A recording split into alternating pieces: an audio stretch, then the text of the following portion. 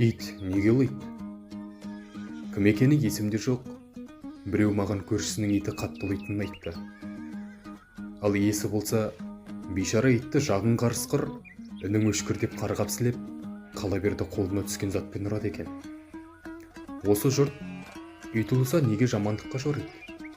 Мүмкін оның бір жері ауыратын шығар деген, оның көкейінде ит неге ұлиды деген сұрақтың тұрғанын байқадым. Есіме бала күнімде анамның айтқан бір әңгімесі түсті. Ілгеріде бір кісінің иті күніге кешке қарай ұлитын жаман әдет шығарыпты. Жаманшылық шақырып жатыр деп ойлаған әлгі кісі басыңа көрінгір деп итін қырғайды екен.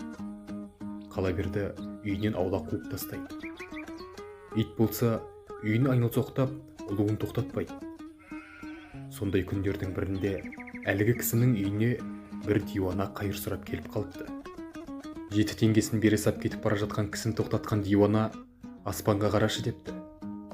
Қараса, қап-қара қорқынышты бір заттың өзіне таяп келе жатқан, ал итінің ұлып жақындатпай тұрғанын көреді.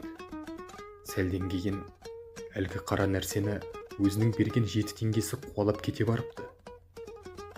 Осының бәрін өз көзімен көрген иттің иесі диуананың тегін адам емес екенін біліп, алғысын жаудырыпты. Сол күннен бастап иті де ұлуын қойыпты.